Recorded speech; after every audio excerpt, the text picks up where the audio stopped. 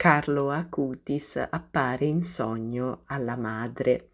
Salve a tutti carissimi, oggi voglio tornare a parlarvi del beato Carlo Acutis, un giovane straordinario che purtroppo ci ha lasciato all'età di soli 15 anni e che è stato colui che più di tanti si è speso per l'evangelizzazione attraverso i nuovi mezzi di comunicazione come internet, dando vita ad una mostra di miracoli eucaristici che si può visitare sia virtualmente, nelle pagine dedicate, diciamo fisicamente, perché è una mostra itinerante che ha toccato, i maggiori paesi europei e non solo, e che è frutto delle ricerche appassionate di questo meraviglioso ragazzo.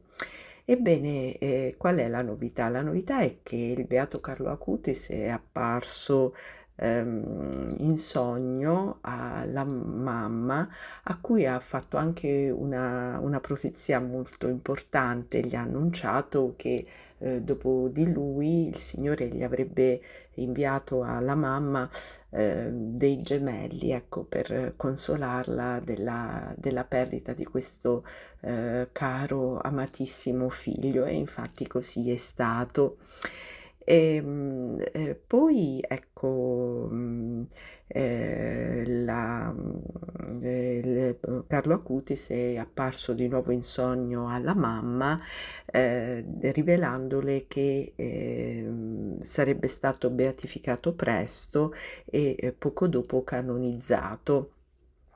Siccome ci sono stati molti miracoli che portano la sua firma, attendiamo con ansia la canonizzazione di questo straordinario giovane e speriamo che, ecco, che venga presto annoverato tra il numero dei santi.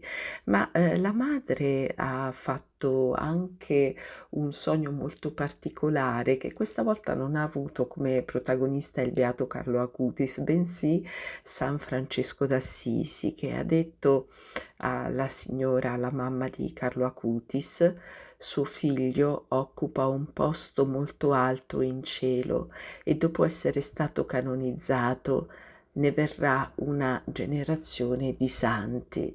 Ecco, questo è un messaggio veramente molto importante. Ci auguriamo che veramente arrivi presto sulla terra, dopo la canonizzazione del beato Carlo Acutis, una generazione di santi, perché mai come adesso il mondo è travagliato da episodi brutti, inquietanti, e necessita veramente di essere rinnovato, purificato da un'aspersione di Spirito Santo che possa riempire il mondo di santi fino al più remoto angolo veramente della terra. A presto carissimi.